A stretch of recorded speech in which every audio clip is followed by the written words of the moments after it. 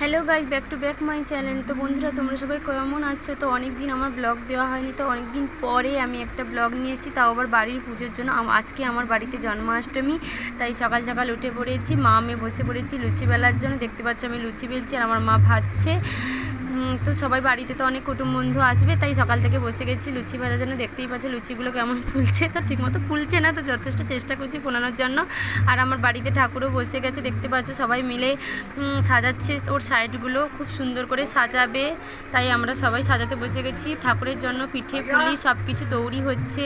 এখানটায় সবাই বসে গেছে পিঠেগুলো তৈরি করার জন্য। সব পাড়ার কাকিমাগুলোই এসছে পিঠে করার জন্য। তা আলো পড়ে গেছে, গুলগুলা হবে। আমাদের বেলুনগুলো আমরা সবাই ভাই বোন মিলে ফুলিয়ে ফেলেছি, কারণ ওটা মন্দিরে চার ধারে সাজানো হবে। আর এই মিষ্টিগুলো বুঁদে ওগুলো হয়েছে, কারণ কালকে ভোগ রান্না হবে, কালকে সবাইকে খাবার দেওয়া হবে, আসবে অনেকে আসবে খাওয়ার জন্য।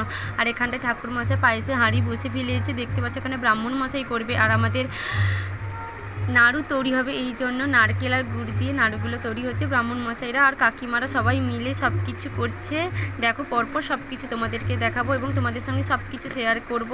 পায়েসের হাঁড়িও বসে গেছে, ওখানে ব্রাহ্মণ মশাই তৈরি করছে পায়েসগুলো, দেখো তোমরা পরপর।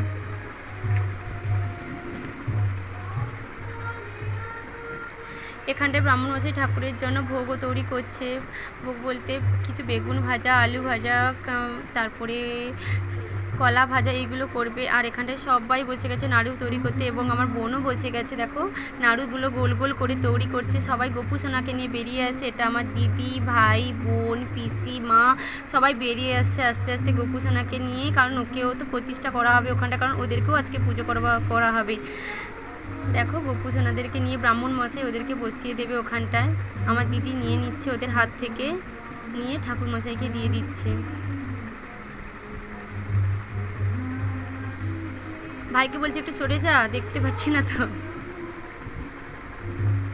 এখানে দেখো আমার দিদি দাঁড়িয়ে আছে, আর সবাই তিলক কেটে নিচ্ছে। আমার বোন, ভাই, দিদি, পিসি সবাই মিলে তিলক কাটার জন্য বসে গেছে, আর আমি ভিডিও করার জন্য দাঁড়িয়ে আছি ওদের।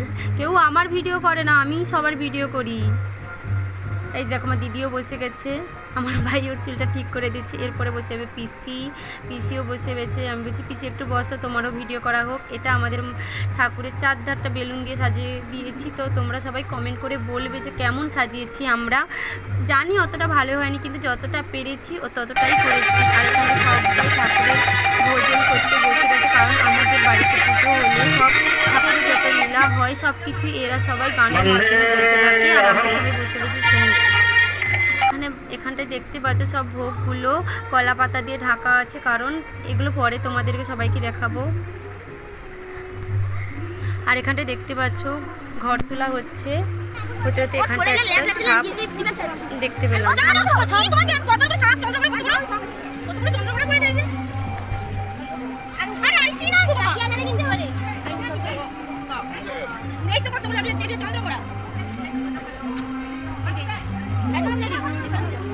আমাদের ঠাকুরের জন্য ভোগও রান্না হয়েছে, তোমরা সবাই দেখো কি কি রান্না হয়েছে। আমাদের এখানে সব কিছু হয়েছে। আর হ্যাঁ, গোপালের জন্মদিনের জন্য কেকও নিয়ে এসছে।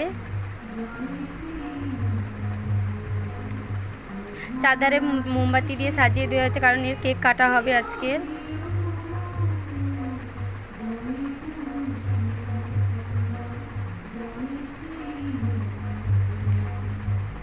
ব্রাহ্মণ মশাই পুজো করার জন্য বসেও গেছে। একটু আমাদের ছোট্ট করে হোম হবে এখানটায়।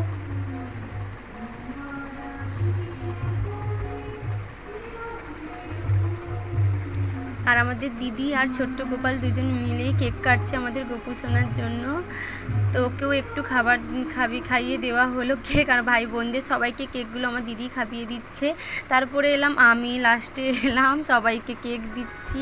সবাইকে একটু একটু করে কেকগুলো দিয়ে দিচ্ছি হাতে হাতে করে, যাতে ওরাও সবাই পায়। সব গোপু সোনার জন্য কেক কাটা হয়েছে, যাতে ওরাও পায়, তাই সবার জন্য যতটা পেরেছি একটু একটু করে সবাইকে কেক দিয়েছি, যাতে ওরাও খায়।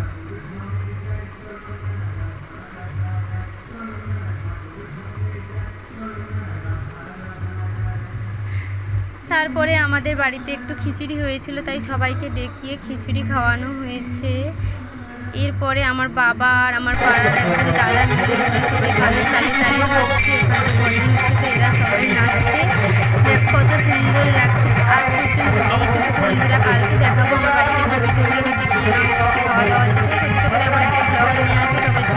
থেকো এবং সুস্থ